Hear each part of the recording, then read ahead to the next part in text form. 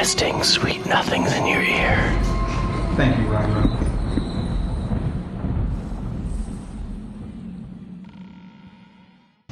That's good enough, right? We're good. You have Sean in the shot?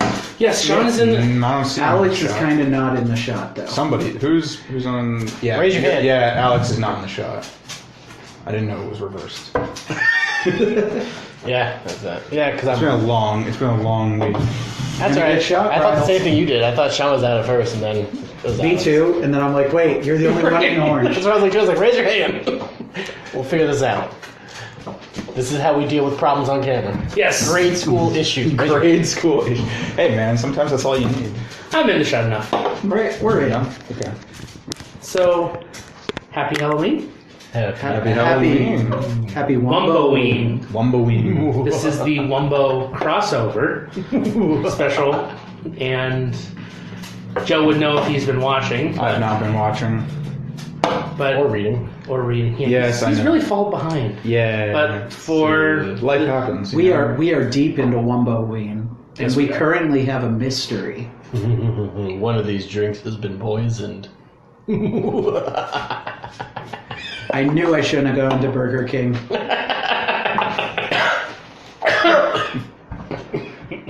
Which No, not it's to be, okay. It was Alex's drink. This point. We're all good. You get mine back. not to sidebar, but I went to Burger King, and the woman, when we pulled up to the window, literally greeted us with, "What do you want?" I kid you not. She said, "What do you want?" What? You said Burger King. Food? well, I hope you actually said food and they just like threw a random piece of food at you. Not even like a No, whole burger, like I- just a patty or something. This is the same Burger King that once said, I said thank you, and she said you're white. yep. That's a Freudian slip there. Right. Currently, they are looking for managers, though, so that tells you explains a lot. So Sean said it best when he said that there is a mystery to be solved, right? Mm-hmm. There is a killer on the loose. We have casualties already. We do? Yeah. Oh my god. Alright, I'm gonna spoil it. You're the first death. Crap. But to the one bright side, though, is you did make it back to the present Yes. just to die. That is true. If you haven't been following, Joe? you were on a time traveling adventure across the cosmos. Yeah, okay, yeah, I saw something like that There you once. go. You can see And it. Yeah, okay. they finished off your storyline by killing you. Yeah. Wumboween. That was Okay, actually, yeah, I'm okay with that. Don't worry. The second casualty was Katie. Yeah. Killed doing what she loved. Exactly. Sleeping. She was asleep. There's Wow. always got to be a blonde killed, you know? You know, I'm kind of... I get it. It's only a certain number of panels. But if that killer literally had to deal with Twilight Katie, he wouldn't have had a chance. Nope. No. That's Hulk Katie. He would have been like Stu from Scream and just would have been stuck in a garage door as she wailed on him. Yep. Ooh. What? Twilight Katie. Stu was the killer in the garage. All Yeah. slapstick and stupid. Stu can't handle Twilight Katie. You Okay. need Billy for that. I thought you were implying that he would be more of what's her face, the girl that gets stuck in the dog door. Linda Blair. No, Oh. no, Linda Blair is the newscaster. Miranda Cosgrove. She's not even. She was alive, but she was too young to be in that movie. Also, Stace Keebler. He's just throwing random names at you. I know. the newscaster was Courtney Cox. No, there's the one newscaster that was a cameo that's Linda Blair, who was the original girl from The yeah, Exorcist. Right. Yeah, that's what I was referring to, not the actual main one. Courtney Cox was a reporter in The Shining. She wasn't in Scream. I'm pretty sure the reporter in The Shining was, Jack Torrance. No, Jack Torrance. That's the mummy from the Tom Cruise movie. Wait. No, that's Jack Reacher. I know he's fucking with you. And I know, yet but- I still don't know what's right and what's wrong. All I know is that his thread of thought actually was logical. There I'm kind of is- mad about that. There is a weave in there. So what are we doing for the Wumboween special to get on track? I think we're just bullshitting the whole time, right? No, we're gonna bullshit while munching on candy corn. That's what makes it Wumboween. Where's the candy corn? Joe, you're supposed to bring You said candy you were corn. supposed to bring candy corn, man. That's what I told you. I didn't get that, man. Was that the one still taking like 8 weeks certified mail? This is why. Yeah, it's taking 8 weeks certified. This is why we killed him. Quickly. All right, we do not have candy corn, so we're going to munch on glass instead. We have enough of that. No. I've already hurt my teeth on this enough. That's what you should break off a corner of it and munch that. Yeah. Might be a good idea. No, so Andrew and I were talking about it earlier in the week. We had a couple ideas, and so we're just going to casually talk a little bit about horror movies. I think we are in I good should bow out now. No. Nice talking to everybody. Oh, no. You can talk about the wonderful movie Abominable. Oh, God. That was the best movie that year came out with. Aptly titled. Worst part is he's He's not wrong. He's 100% right. That year did not give us any good movies. Except for Abominable. Okay, Which but I mean, they're let's- remaking as an animated movie now. Wait, they are? It's coming out released, yeah. When you say animated, you mean like Western cartoon or like anime? Not Pixar, but like DreamWorks. Yeah. Really? Yeah, they're remaking Abominable. It's crazy. DreamWorks? Yeah. Are they like Disney-fying it, making it kid-friendly? Yes. Yeah, it's crazy. Yeah, the Abominable. and everything. It's nuts. okay. It's even titled just Abominable. It really is. That's going to create some weird reactions 15 years from now when those kids grow up and watch the source material. Best part is, I'm pretty sure Lance Henriksen is back in it playing the same role, so there's just going to be a bunch of hobos with air tanks and the woods with shotguns. See, what I'm hoping is... Actually, you're not wrong. There is supposed to be people with guns, so I wouldn't be surprised if Lance Henriksen is in it. There we I go. still hope that they're using cell phones from the early 90s. I think the only change they made is instead of creeping on the young girls with the binoculars, I think he's like a park ranger or something and he has his legs. Yeah, that's creeping on the half-naked girls is not DreamWorks material. Yeah, that'd be... I don't know. You'd get a lot of weird... Okay, not most DreamWorks I material. think original DreamWorks, like in that early era when they were finding their own footing, Road to El Dorado and everything, there was a lot of sexual tension there. There was like, I don't know, like, yeah, it's not like very explicit, but like it's like adult jokes that are mixed in with the kid jokes. So Oh no, those two guys were definitely banging. They were touching tips. And they also had that wonderful three-way. Yeah. It's been so long since I've seen El Dorado. I'll take your word for it. Yeah. Abominable now. I'm pretty sure that is actually what El Dorado is. It was truly just a threesome. That's what they were searching for. We're marketing that now. Then El Dorado is a three-way. They just called it the City of Gold, right? Yeah. It could just be a sex position. A dirty name. If it's the City of Gold, I don't think you want it to be that sex position. I didn't say I wanted to go there. I'm just saying it is. There's a lot of sex positions I want to go into, but, they exist. So did we just coin Wumbo's first Eiffel Tower? Yes. The City of Gold. It's the El Dorado. All right. Okay. So, horror movies. Yeah. Near and dear to my heart. I've always loved horror. I can thank my grandmother that just passed away because she was a great babysitter. She enjoyed scaring children. Yes.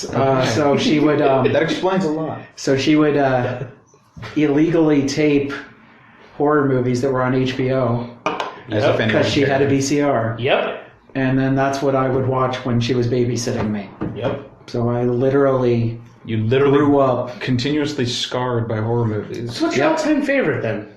Oh, it's Nightmare on Elm Street. It's the best. Freddy is... We're talking the original one. the original. 1980s, yeah. Original and Dream Warriors, everything else, throw it in the trash. What? Now, maybe it's the same answer, but what movie gives you, like, actually scared you the most? Especially watching them growing up as a kid. Because as an adult, horror movies, it's easy to distance yourself from them. But, like, as a kid, it's so real. As a kid, I should say that it was Freddy Krueger, but it wasn't. What it was actually Michael Myers. And I vividly have... It's the shape. Come on. The shape is terrifying. But I would have nightmares when I would spend the night at my grandmother's. Can't imagine why. And Andrew's been there, so he knows that there's a giant field behind it. And in my dreams, I would just see Michael Myers slowly moving across the field towards the house. So Michael Myers was hands down the most terrifying because he doesn't talk. There's something about this inhuman human presence that is always coming for you. That's a common terrifying. thing in horror, though, right? Like something that appears human on the surface, but you can very clearly get a vibe that it's not. correct. And I think it plays on your fears and your emotions, because in everything we see human faces. We see humanity in everything. So once you're looking for that humanity and you instantly see that there is no inhumanity, that's the terror that you first experience. Mm-hmm. Seeing something that you think you recognize, and then, oh no, that's not a person. But I think that's where serial killers and the horror of serial killers comes from. Okay. I know I'm getting deep and philosophical. Let's not get so philosophical. I don't know. Horror is a perfect realm for that, actually. There's a whole lot of interesting, recent academic writing on horror, both in the realm of psychology as well as just general other areas. In terms of like give us an example. Like what scares people and why it's scary. Or... That's one angle. The other angle, one I read for a class actually, was the symbolism in Romero's Dead series. Like how they're all allegories for real world problems at the times they released, not a zombie movie. Now, has he he did come out about that towards the end. That's the purpose of why he was. That is the purpose of it? Yeah. Because every time something like that comes out, I'm worried that people are reading too much into Night it. of the Living Dead is racism. Came out in the 50s. That's why. Dawn of the Dead is commercialism and consumerism and that obsession. Okay. Day of the Dead is a pushback against the Vietnam movement and war, which is why it's ex-soldiers and everything in an underground bunker. In fact, wasn't Bud the Zombie, wasn't he a former Military officer, yes. Okay. A deserter, if you will. Land of the Dead, which was the first of the modern reincarnation, was the class struggle between the rich and the poor. It's 100%. The final thing is legitimately a blue-collar gas station attendant killing the rich guy that keeps putting everyone down. Okay, yeah, that's pretty There's symbolic. no middle ground on that one. Diary of the Dead, which is very underrated, is about the obsession with capturing everything on film, that obsession with, getting all your video out there online and everything. Because the entire film is about... found footage. It's a found footage, and it's legitimately this kid that's doing his senior project making a horror movie, and the zombie outbreak happens, and so he ends up turning it into a documentary. And it's very different. And then Survival of the Dead goes back to the marginalized individuals that the original one did. The difference is the marginalized individuals are the zombies. It's an island of people where half of them are zombies, half of them are not, but most of the zombies don't attack the people. They've lived to coexist, and the people are more like, we need to kill the zombies. And the zombies are just like, we're just living, we're doing our own shit. We eat animals, we don't kill people usually unless they come into our territory. Like, it's a weird issue, but yeah, there's a lot to be said about all that stuff. You could read that, a couple things into, like, you could read, like, colonialism into that. Oh, yeah, no. Just, doing their own thing, and then people come in to mess it up. Yeah, but that's what I'm saying, is that horror is a beautiful melting pot for all this kind of stuff. There's a lot there, and it's not talked about because people look at it as the... It also reminds me of I Am Legend. Cheap, lesser genre of thing. It's not high education. It's not high intellect. It's low form, but it's not. There's a lot of intelligence to it. And why do you think that is? That horror tends not to win awards or be viewed as stereotypes, all the schlocky ones that are out there. Yes, that's 100% it. Yeah, it's just the one bad apple gives the rest. Because you can look at Ridley Scott's Alien. Great film, 100%. Should have won every award out there, but did it? I don't know. Did it win any awards? I think that they got something for visual effects. Yeah, which They deserve that. Yeah, but for the most part, horror movies don't get any kind of awards, and it's because the mass amount of crappy slasher films. Don't get me wrong, I like the concept of Happy Death Day, but it's a terrible horror movie. Right. It really is. It's poorly done, it's poorly executed, poorly acted, but it's roller coaster horror. You go for the thrill ride, and once you're done, you're done. You get off the ride. But it had the potential to be something else. But that's the thing, for every alien that's out there, there's 5 Final Destinies. That's why when Final you get Destination. That's why when a movie like Get Out comes out, it gets all the rave and reviews and award nominations. Because it bucks that trend, right? Right. Because it's like, oh wow, this is not what I All expected. great horror movies of their generations go against the grain. Heck, The Conjuring took something that was stale at that point and turned it on its head and did something new. That was the best one. And then And it became a trope. Hollywood corrupted it and turned it into, let's just push out every film. That first one's fantastic. The rest of the series is okay. It's like, is it as for someone who's not a horror buff, is it cyclical where there's like, here's the trope, we buck the trend, and now everybody goes to the new thing, and we're going to go back to the old thing to buck the new trend? There are patterns like that. With The Conjuring, slowly after The Conjuring, you not only saw all of those exorcism movies that came out. There is exorcism of so-and-so to the umpteenth degree. There's so many of those knockoff movies just because one movie Did it successfully. Mm-hmm. Everything else is a cash grab. That's Hollywood, though. Yeah, But that's Hollywood. the problem with that is we have that attitude. That's Hollywood. And you really do miss some good movies by having that attitude. Same thing happened with Saw. The first Saw is really good. Great. But as the series went on, it just got into it let's went just way gore it too up. deep, yeah. And then every horror movie through that time period was just Gore. We do gore. Yeah, I remember that period. where it's Human just- Centipede. Very different, despite what everyone says. It's a really well done horror movie. Mm-hmm. Great movie. But it was weird and gross out, and that was the appeal that got a lot of people into it. So then the sequel had to be crazier, and each one after that was more ridiculous. It was like, the first one was a golden goose because it was something different. But once you corrupt that and keep popping out the same thing, you ruin that luster. Is it almost like you do something different, but you can't keep accelerating that thing, that aspect that made it different? If you want to keep making new and exciting movies, and by having them be different, you can't just latch on to the latest formula. You have to actually do something genuinely different each time. You can borrow from it, but you can't like try to push it up a notch. Like I That's love what I'm Kevin Smith's saying. movie Tusk. I love Tusk. Oh, Tusk if is he would have awesome. made a direct sequel, like it wouldn't have worked. No. First, Technically, he did. Yeah, but the Yoga Hosers does not count. Yes, it does. It's canon. it's not a direct I know. sequel though, with Tusk. We don't see Jason Long as the walrus anymore. That's because he's dead.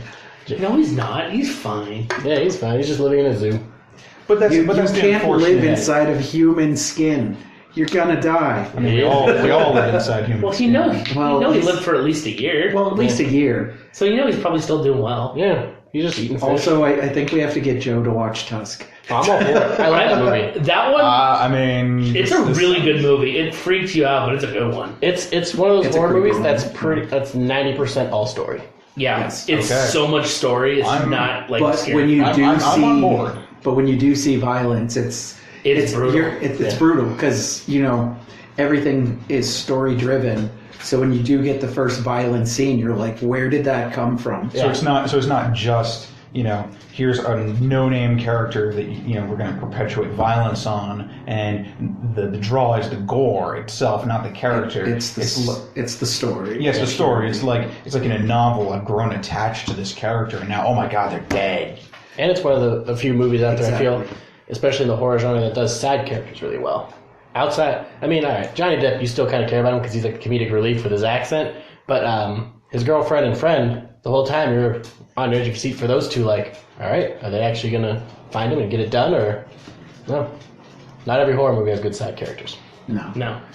Texas Chainsaws remakes. I think that's also stories in general. Do you really want to bring up Texas Chainsaw? Because I have some opinions and thoughts on this. They should have left it dead. They peaked at the sequel. They peaked at the sequel. Which sequel? Texas Chainsaw Massacre 2. From the They from the peaked 1970s or From the Chop 1970s. Top? Chop Top. Yep. Okay. Yeah. Scratching his head with a freaking coat hanger. The reason I say this, Joe, if you don't know, is that the Texas Chainsaw Massacre series has the worst continuity problem ever. Yes. Hey, Halloween's getting up there now, though. It is, but it's not as bad for the getting simple there. fact that At least Halloween has kind of... they just ignored Season of the Witch. No, they don't. I keep saying it so it will Season become of true. the Witch is the best movie in the series. Easily. All right, Joe, you're watching Season of the Witch, too. Yeah, that one actually. That one I'll make you watch. Anyway, no. So Texas Chainsaw Massacre has the original movie and then 2 sequels. Yes. And then in the 1990s, they rebooted the series. Matthew McConaughey. Not good. And they had... Did they have 2 sequels or 1 sequel? I always forget. So what it was, Texas Chainsaw Massacre 1, 2, 3, Next Generation, 2003 remake. Yes, that was the remake. And then we had the prequel to the remake. Yep. And then the one from 2000... I just bought it the other day, like 15, 14... 13, Just 14. Texas Chainsaw? Texas Chainsaw. I bought it because it was $2. But it's a direct sequel to the original 1950 or 1960s Texas Chainsaw Massacre. Oh, God. There's a problem. You can't go over the continuity of fucking 30 years. This is Sure you can. It's called Terminator. I mean, this is approaching on At least they put time travel in the storyline. Right. but this is Oh approaching my like- God! What if Leatherface is a time traveler? I'd be okay. That would save the T100. franchise's problem. I kind of want him to be a T-800. I'd be okay with But I it. mean, this is getting to like comic book levels where you just Right. have to say, well, you know what, that was a different universe. It doesn't apply. But there's the problem, though, is that when they say that the sequel is a direct sequel to a movie that already had a real sequel, that's canon, where's the problem? Right. At that point, Divergent you just have to stories. Like, you can either drive yourself crazy trying to understand it, or just brush it off as Hollywood, And- not knowing what they're doing. And just a comic book to go on kind of a similar tangent. I hate that movies have to be sequels. Just tell a different story. Use the same characters, tell a different story. Or even just use the same setting. And Like, greatest example. With the Batman movies from 89 through Batman and Robin. Yes. Technically, only Batman and Batman Returns are sequels. Everything else, they're not even sequels. it's just an unrelated But Batman. everybody looks at the actors in the movies and they're like, well, Batman was this in this one, so now this is the next Batman movie. These have obviously got to be related. It's the same thing that happens in James Bond. Exactly. Very few, if any, James Bond movies are like explicit sequels. Like the Daniel Craig ones, they have like some explicit continuity, but They happen in one universe with different stories. And that's the modern yeah, thing. exactly. And it doesn't. And even though the actors are the same, it's conceivable to view it as episodic, where it's just like, okay, this is a thing that I'm seeing a slice of, but this other thing that takes place in the same universe, these aren't necessarily related. It's gotten a little tired and old now, but that's why I loved American Horror Story. Because Each season was its own it was its story. own thing. I don't know But the why cool that's not thing, a thing more. The cool thing about American Horror Story is it would bring the same actors back It's as the different ensemble, characters. yeah, which was cool. Which was But the coolest part. It's now an they anthology started doing series. that crossover that's kind of Right, continuity It's and not crap, okay. and it's And the creators just lost their fucking mind. Game of Thrones syndrome. Oh no, it got a lot fucking worse. Oh my Right. god. Like after like season 3, like they just fucking lost it. No, you didn't like Twisty in season 4? Fucking killed him.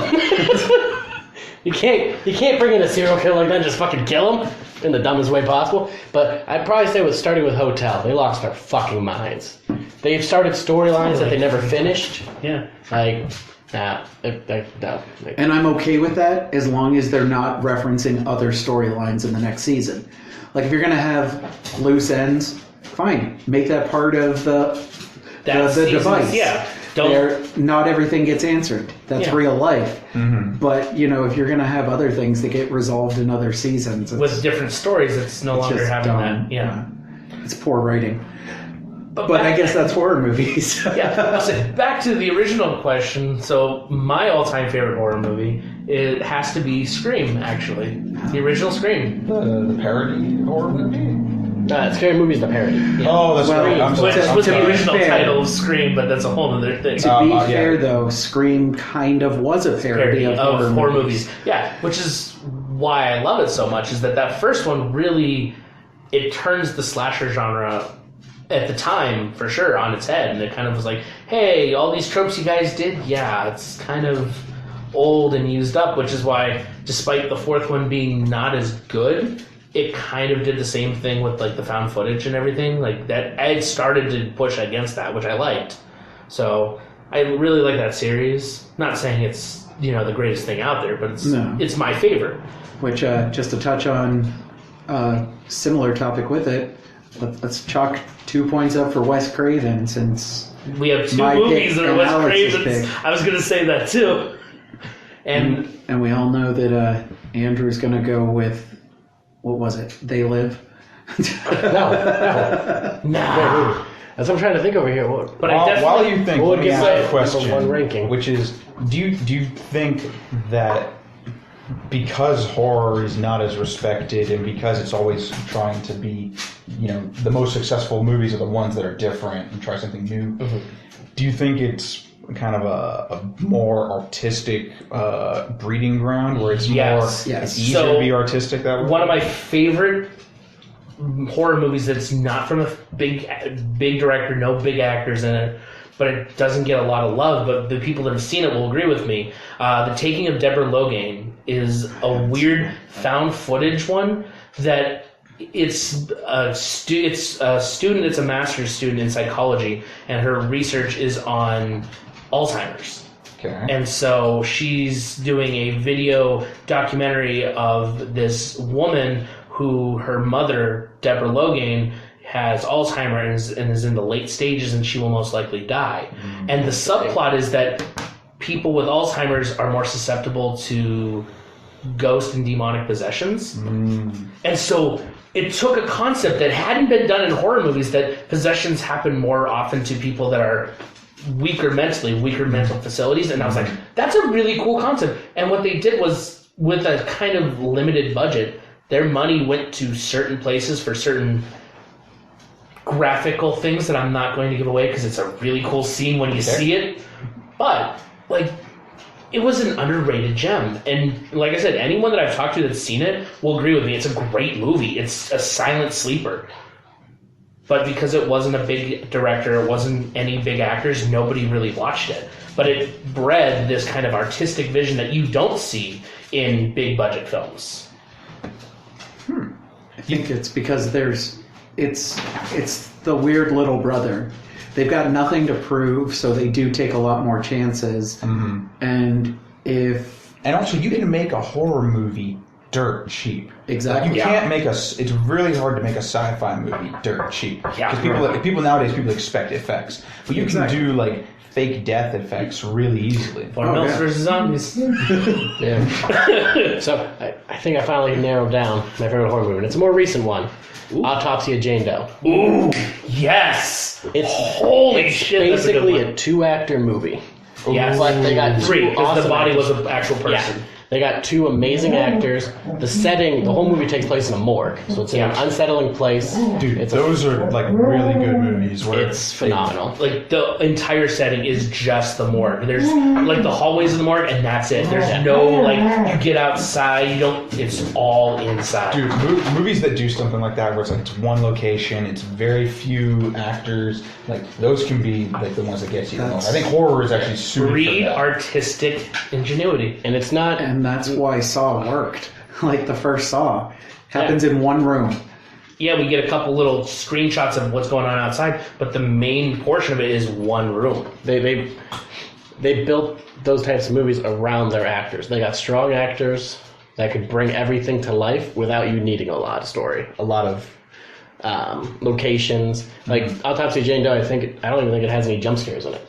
Like it's all atmosphere, maybe like 1 or 2. Impressive. But it's very little jump scares. It's all atmosphere. Because even suspense movies tend to have jump scares every now and then. Because that's what. Yeah, but it's subtle. Yeah. That's why I'm sad that the thriller genre is just almost dead. Yeah, you do have some things, but like we said previously, everything has gore.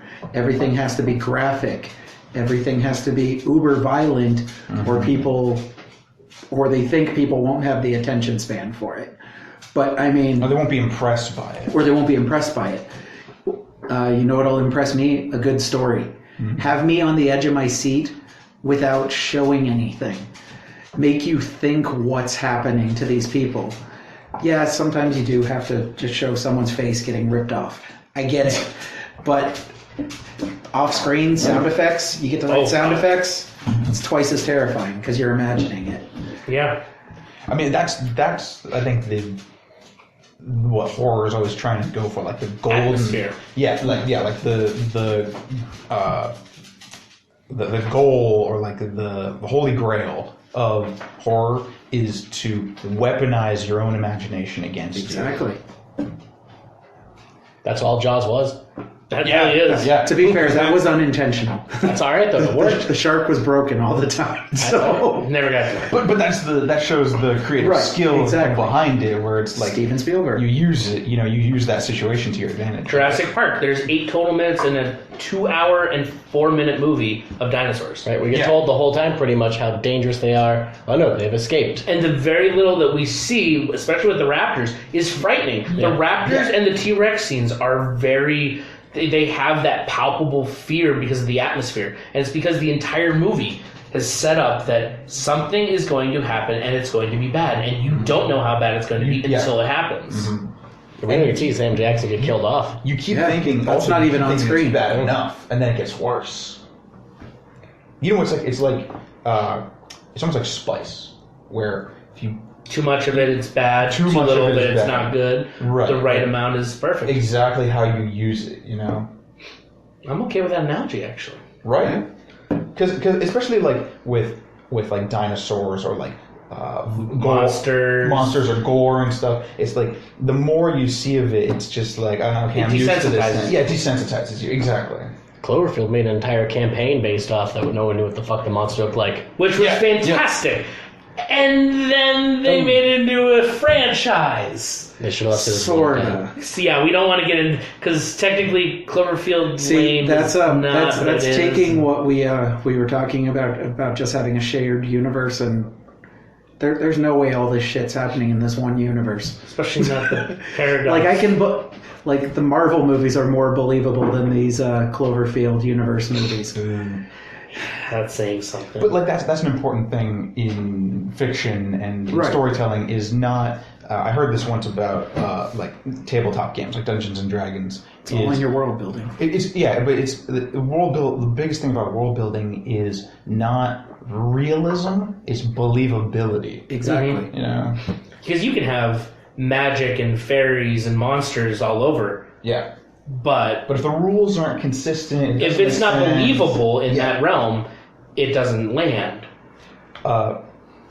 Trying not to go off topic too much, but Brandon Sanderson is a fantasy author, and he has like rules for magic systems, and one of them is what the magic cannot do is more interesting than what it can. Yeah, and that's pretty standard. That ties in well. Oh, yeah. Easily to tie it back in. That's what happens with these horror movies.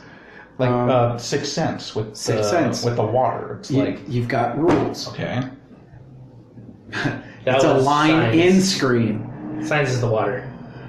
Sixth Sense. I'm sorry. You mixed the two. That's why I was like, that's 2 different ones. It's I was talking about Unbreakable there for a moment. I was like, well, I guess Bruce Willis can't be killed. He can only be killed by water, and he is a dead man in Sixth Sense. So I just thought you were combining all his movies into one. No, I was like, that's kind of impressive, Joe. No. I was going to say, that's why Samuel L. Jackson is sick of these snakes on his plane, because his bones are glass. Yeah. It all makes sense. Good. But no, I mean, Scream, that was one of the plot points. Follow the rules. Follow the rules of horror movies. Horror movies have always had rules. Yeah. And when you tilt those rules on its head, I think that's when things do get more interesting. I mean, but it's great when movies do pay homage to those rules. I think that's why the Halloween remake sequel worked so well. It still followed those rules. Cabin in the Woods. Cabin in the Woods. Strictly Another followed movie those rules, all but about the also rules.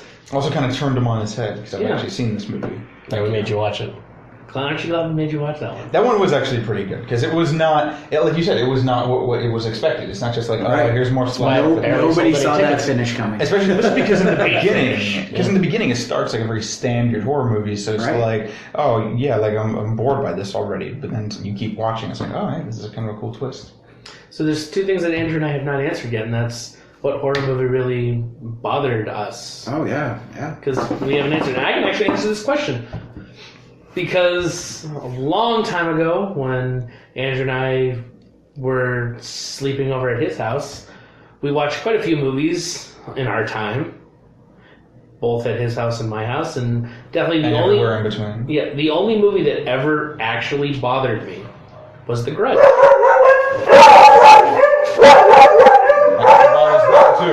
Apparently, it really bothered them. Yeah, no, that was the only movie that ever bothered me. Huh. Still to this day. I can agree. Grudge is bothersome, and a lot of it is the shit that's going on with the ghost. Right. Say Michelle Gellar's just washing her hair, and all of a sudden there's a hand coming out the back of her. That shit's terrifying. Yeah. To be fair, that was probably like our generation's Psycho scene. That scene of the hand coming out of the I would back say of The her head. Exorcist pea soup. Because that's a big one that a lot of people also in that generation would say as well. I mean... Because The Exorcist really bothered a lot of people. Yeah. I think a lot of that was manufactured, though. Which, if it wasn't, they got damn lucky. But I think that it might have been manufactured. Because everyone knows any press is good press. And there's morbid curiosity. You say people are passing out during this movie. People are having heart attacks. I'm not talking about those ones. I'm talking about the actual people that like watched it and to this day still are freaked out by it. Like it imprinted on them. Yeah, like my mother saw it when it came out and she refuses to ever rewatch it. Really? Like she went so far as to once say, "You can't own it in the house." And I was like, "You do know I own it." And she's like, "Yeah, okay," but she's like completely against it. So, was it just The Grudge, or was there a particular scene in The Grudge? When she goes in the attic, the face being there, it freaked me out so much that it's like I will when I watch it, even to this day. If I watch it, I'll see it in my sleep the next couple nights, and I won't be able to fall asleep. It's a very restless night, like when I do that. How about you, Andrew? So, mine is for a little different reason. Mine is Child's Play. Ooh. But the reason, because I saw Toy Story first. Okay. So now knowing, like, oh, toys can be alive, that's great. And all of a sudden you see Chucky, who is a toy just murdering people. Toy Story is now a horrifying plot and universe to live in. I know it's not really the same, because Chucky is a demonic spirit. We don't know. The toys in Toy Story could all be spirits just inhabiting toy bodies. I mean, Toys don't really talk. But it's Pixar, right? Like, in a Pixar movie, everything's going to be positive and happy in the end. But you could just imagine an extended universe where Chucky is basically the same as characters like Woody and Buzz. It's just he's taking a very dark path. Right. He's the bright burn of Pixar. Exactly. So all of a sudden, like, all the toys I had, I was like, these are all fucking kill me, and nobody would know, because my parents just walk out and just be a bloody mess. I don't know about you, but my friend had a Buzz Lightyear that we would throw in his closet because it would randomly start talking. See? I'm pretty sure you had one that randomly made noise, because... Yeah, that sounds like a familiar story. Yeah. I had a Furby that once would talk all the time. I buried it in a box underneath a bunch of other boxes. The weird thing is that when I moved to the house that I'm in now, we moved all those boxes. I still can't find that Furby. I've looked in all the boxes that we moved. Become sentient. I don't know where it is, and that in your own freaks me house. out. It freaks me out. How about It's going to show up when you least expect it, man. You're going to turn I around know. in the shower. How about from Child's Play? Was there a specific scene that stuck with you? I died from a Furby. I'm pissed. I'll have the Furby engraved on your headstone. It's okay. Will it like nip at me with its little plastic beak? No, just burst in I your think chest, it's man. when You have no idea how Chucky kills the only person who knows who he is. Ooh, yeah. Ooh. Just because... It's like, such a random killing. Right. It's like random, it's out of nowhere, and like this guy knows exactly what's happening, and he can't stop it. I could see Buzz Lightyear walking at me from across the table, and all of a sudden he would learn to fly in that moment, head off. I don't think I have a particular scene from Halloween, but there is one scene that sticks out and has always unsettled me from a horror movie, and it's It's from House of a Thousand Corpses. Ooh. When they first show the guy that has been turned into a mermaid. Yes. That's scene- such a good... Rainn Wilson, when he turns... it's such a good scene. Rainn Wilson. Oh, I gotta see this. He gets... He said he wants to see it. Okay. That's all I'm saying on it, but that scene... Yeah. Always unsettled me as a kid. I mean, it is a very visceral scene. But at the same time, it's like, that's dumb. You're scared of someone being a mermaid. Mine is... But from that movie, father-daughter Otis kiss. That's all I'm saying. I think what also makes all that movie scary, they're all just people. Yeah. Like, these are just... Except for Dr. Satan. Everyone else is people. Yeah, like, everyone upstairs in that house, they just cut Rainn Wilson and made him into a mermaid. Yeah. Like, there's no demonic monster, nothing. And I think that's another thing with horror movies, is when it's just a broken person, it makes it all the creepier. Right, because... Which is why Human Centipede 2 was creepier than the first one, because it was just a fan that watched the movie. Nice. Which made that movie way creepier. And staples. Yeah. So It's not like proper surgical staples, right? It's No, we're talking like a paper. staple. Yeah, paper staples. staples from Staples. Carpenter staples. Yeah. So I guess my question, one that kind of was intriguing me, especially when Alex said Cabin in the Woods. What's your favorite guilty pleasure horror movie? I actually have an answer for this. It's not gonna really fit what you guys are thinking of because I'm not a horror fan. But something that I found like really interesting was I think it was Discovery Channel did like a mockumentary on real mermaids. Oh, that one. Yeah, you've seen this one? Yeah. And it has like, it's kind of got a horror bent to it. Right. Like that's kind of my guilty pleasure. He doesn't like mermaids either. It's really, because it's really well done. Yeah. And I was like, wow, that's a great mockumentary. People actually believed mermaids. And people actually believed it. I was like, okay, like from the perspective of somebody who's not into that sort of thing, yeah, this is kind of weird. But I think that was just kind of very different. I liked it. Definitely. My guilty pleasure is House of Wax. That movie is just bonkers. It starts to zig, and then it zags right down Bonkersville Lane. That is definitely true. I get to see Paris Hilton get offed in a beautiful way. The one thing that I really love about that movie is, yeah, that was from that period of body horror, but it's very unsettling body horror. Yeah, it's humans just... Yeah, it looks so real, and we know that movie didn't have a freaking budget. It was all spent on Paris Hilton. Yeah. Much like Adventures of Justice. Right? Not Paris Hilton, but that budget was all spent on And the main actors... Which I feel is dumb if you're making a movie, a horror movie, right? Like you should never, because actors in a horror movie, I feel like are not as valuable as they are. It depends on the movie, because some can make or break it. That one has definitely, like... This is Specifically What we're House talking- of Wax. Nobody would have ever seen the movie if it didn't have Paris No. Hilton in it. Not the next marketable person was Chad Michael Murray Yeah. and Padalecki. Like early Padalecki, not Let's Padalecki say now. both of them would have been famous from Gilmore Girls. Right? Hot damn, they were both in season one. The next big two. I can't remember. Can't the figure main why girl's I name. remember If it, I Yeah, don't think it that was was- Mish Cuthbert. It could have been. I don't remember her, but Might have, but- the other two, like no one else would have seen it. Paris Hilton, and they even advertised she died.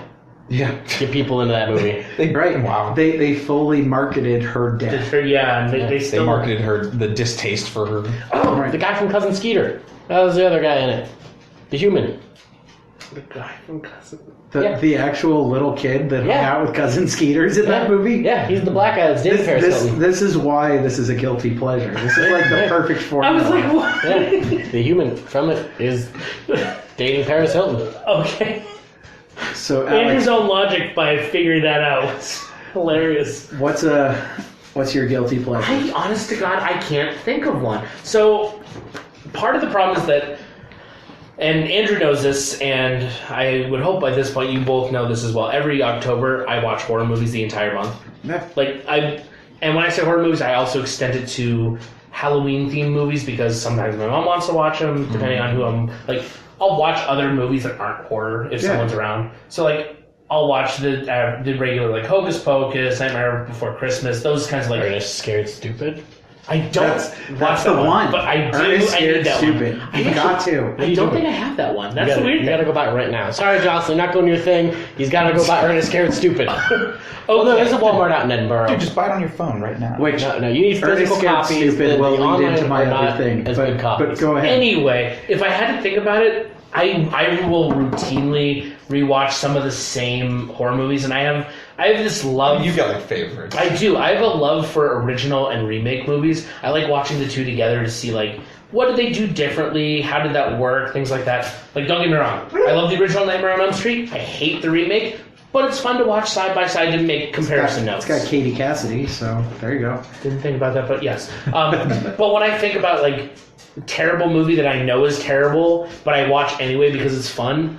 Friday the 13th, Part 3, the 3D movie. Awesome. It's so bad because it was the cheesy 3D graphics of the era, and they filmed it intentionally for that. So the things are coming at you, and without 3D, it looks cheesier than normal. It all Jaws starts 3D. with the title card. It does. It's like if there was ever a movie to make someone that hates horror to watch because it's scary, it's that movie because it's so bad. But I love watching it because it's like, especially if you watch part 1 and 2 together, you're like, okay, this is kind I of see that this is telling a story. And then part 3 is like, it's the continuation of the story, but it goes so freaking out of left field with trying to be the over-the-top 3D thing. It ruins the story. But What's it's funny still fun though to watch. is that's the one that does like all of the world building. It too. does. It sets up the whole world for it. So it's like it has the potential, but it just keeps screwing it up the whole time. But it's so much fun to watch. Best sequel in that series is Jason X by far. No. Greatest I will sequel. fight you tooth and nail on that one. Jason X. They took him to space. That was the dumb... And turned him into an android. The dumbest shit I've seen in a horror movie. He wasn't an android. It's a horror franchise. They have to go to space. Leprechaun. I was like, don't even bring up Leprechaun. He went to the ghetto twice. He killed Ice-T. Leprechaun in the Hood, Leprechaun back in the Hood. Jesus. Oh, God. Leprechaun, one of the best franchises. We need to watch that with you. That gave me my favorite In the hood and catchphrase. back in the My ninja. Yep. So Well, the first one was actually a good movie because they got 2 lesser-known actors who were actually really good actors, Oh, so- and they got little Ice-T. Yeah, don't get me wrong. Like, the original Leprechaun is good. But it's just... well, not good, but it's enjoyable. They're fantastic movies. It's like Puppet Master. all I can say is why does that kid hang out with a mentally challenged adult that has no problem eating coins? Where is that Kids kid do weird shit, in though, man. the later sequel that they did for Sci-Fi Channel? That kid's nowhere to be found. Right. You eat the kid. All I could think is if they would have done that sequel right, that character would have been played by Charlie Day. Yes. Anyway, quick side note while we're thinking about that. Thinking about a movie that a scene bothered me, but a great movie overall. Dead Silent. Okay. Is it when It's the reveal at person's a the end. puppet? Yes. Yep. It's just because it's so unsettling to Oh, see God. a hollowed out human being. Yep. As a dummy. It's so good, but it's so like it hits you at your core where you're like, that's not what a human should look like, and you, because you don't look at your back, you have that slight half a second paranoia that is that what it looks like, and you just it does things with your mind. It's a great movie, but oh boy, does that one reveal scene just ooh. So you think that's like the peak tool of horror is that unsettling feeling? That unsettling feeling that lasts longer than the movie itself. Yeah. When you leave the movie and you're still thinking about like, oh man. Yeah, I know it's a good movie if I tell Megan, I don't feel okay right now. Yeah. That's scary. Say what you will about the innuendo to the movie, but it follows. Yes. Great movie. Anytime I see someone just kind of lingering around in a parking lot, I'm not I sure, feel yeah. unsettled. Right? Anybody that's moving slow, I'm like, I mean, I've Did I slept get with it? the same person, so Did I get it? did she get it? Like, there's a lot of questions. But it's a very unsettling movie. Yeah. Same kind of PG-13 horror. Don't Breathe. Have you guys seen Don't Breathe? Yes, I had to think about which one you were talking about. Yeah, Don't Breathe. that was an interesting one. It other than the side plots, let's ignore the side plots. That's one I would recommend to you, Joe. It does have jump scares, but it's suspenseful and it all takes place inside of a house. I'm okay with jump scares, you know. It's like, but it's a very atmospheric terror. Like you feel anxious for the people in the movie.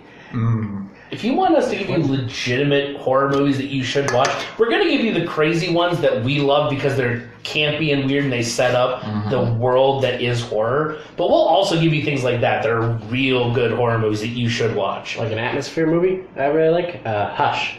Ooh. Yes.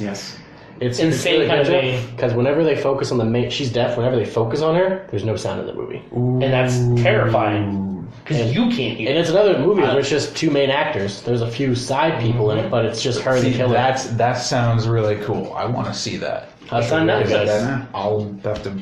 At least it was Find still on time Netflix. somewhere I to hope watch it's still it. on there. Hush was really good. But see, that's like another like off the wall mechanic that it's easy to do in a horror movie, but to do that in like a rom-com would be nearly impossible. It would have made 50 First Dates a lot more interesting. She's just deaf the whole time.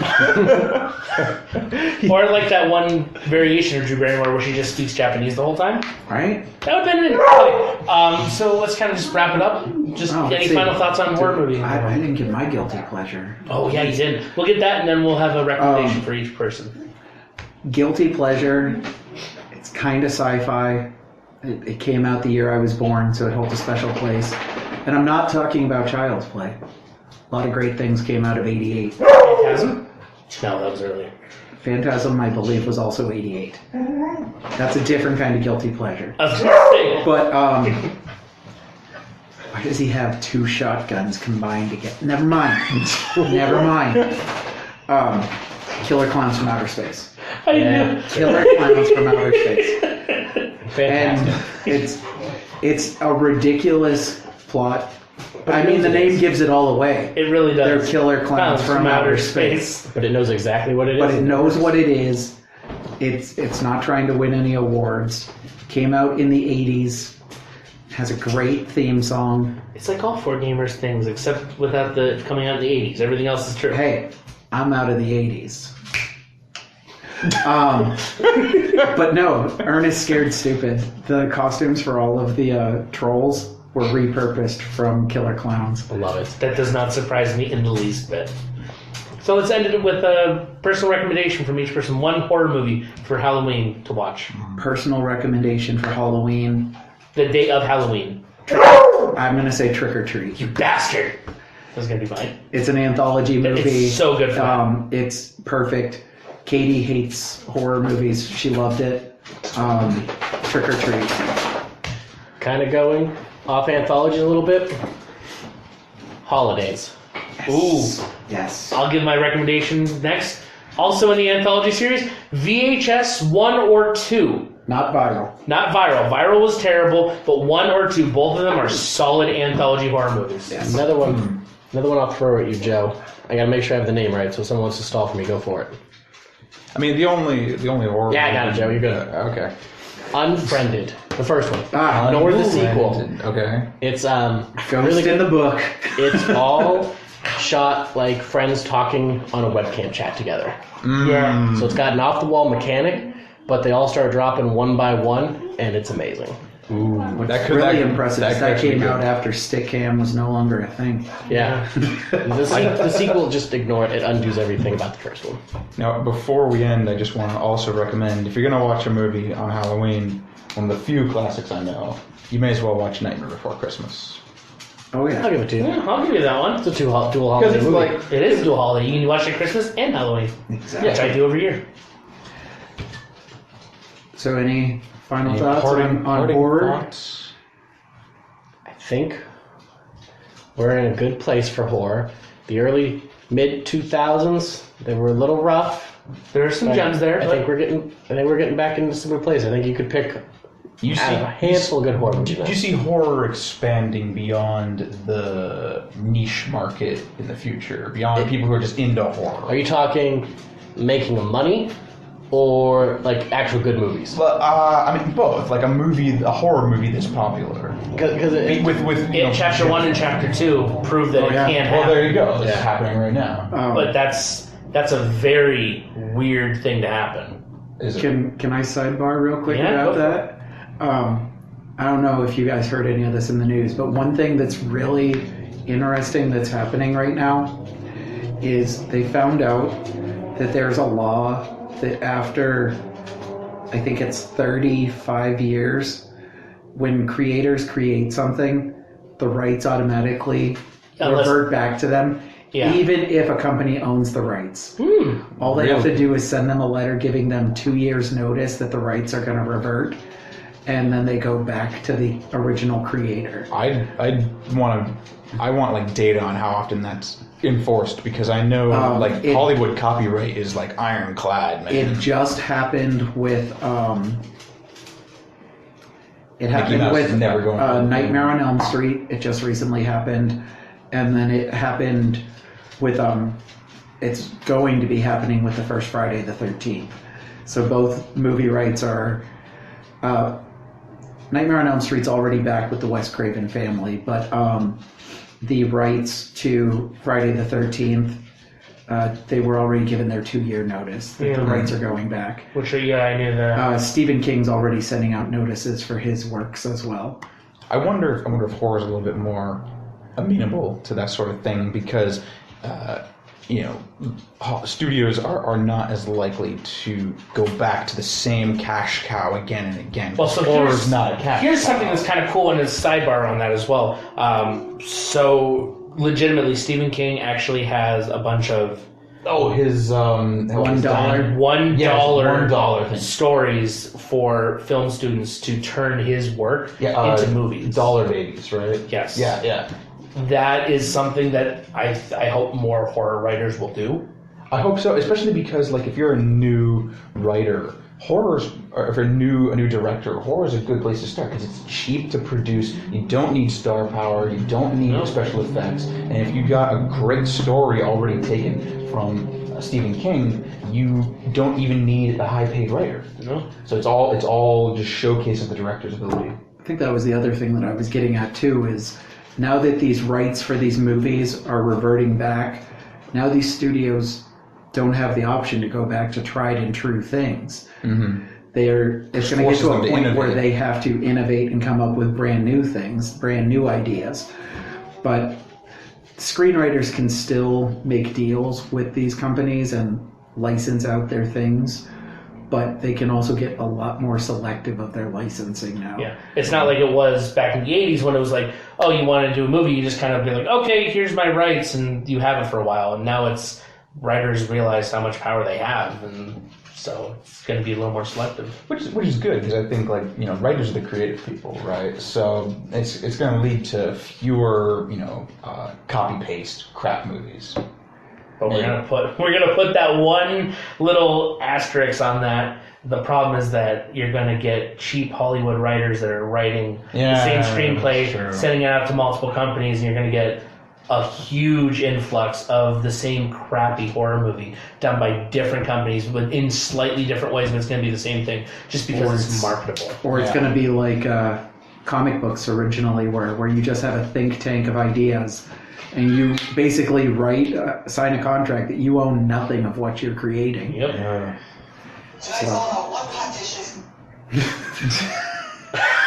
Hot take. That was awfully loud. I think that kind of covers everything. So it's an interesting future for horror, but it's always going to be a grim one. Real quick note. See what you did there. You know what terrifies me? VR horror. That hasn't even begun yet. Don't start with That's me. going to really terrify I already people. can't handle games like Outlast. I can't do Resident Evil's VR. I tried it once. I got 3 seconds and I was like, I'm off. I'm done. I can't do it. In the movie. I can't do that shit. I can't do it. That reminds me of the movie I. Ooh. Yes. On that same note, I will say there was one other movie ever that creeped me out, and it's Creep. The first one. The second one's less, but that first one. Oh, You want to believe he's a good man. but holy shit! Especially when he pulls out the fucking mask later on after the power's out. I'm done. That was the moment that I was like, "Fuck it, I'm done with this shit." And on that note, fuck it, we're done. Fuck it, we're done with this shit. Wraps it up here. Yeah, sounds good. But definitely, guys, if you like the video, like, subscribe, check out Wumboween. Yes. It's ongoing. A month. He's dead. It may be over by the time you're viewing this. I don't know, Alex. It's going up next week Friday, actually. Oh, perfect. Yeah, I'll be So quick. Wumboween will be well into the thick of it. There will be another body. Whose body will it be? Not his. He's already dead. Yeah. Katie's dead too. Dabbed through the back. My guess. Oh, I'll say that's him. You can get 2 if you reanimate somebody as a zombie. Ooh, 2 for 1. you might have to redo some comics. It's Jordan, isn't it? It's not another body. It's just the same Jordan body. gets killed. Come back. Jordan gets killed again. Oh no, I said Jordan's the killer. See, Jordan? See how they appreciate you? They threw you right under the bus. It was Alex's idea. He That was not my He idea. originally said make Jordan the killer. Actually, I think I did say that. That might have been me. Okay. We'll All right, call it guys. there. Thank you. Any other closing ideas, thoughts? What? Check out me and Joe's CD where we sing to you. Coming next Christmas. It's gonna be a Halloween CD. Actually, yes, it'll be a Halloween CD coming out at Christmas. Joe and I, we sing to you. Wrong hotel. Or wrong holiday. Wrong hotel. Wrong God, hotel. it's one of Halloween those- songs for That's the name of Christmas. it. The wrong hotel. Halloween songs for Christmas. End it now before it gets worse. We're gonna wear tuxedos, but no pants. I was gonna say no pants. And that's And what we're I out. expect.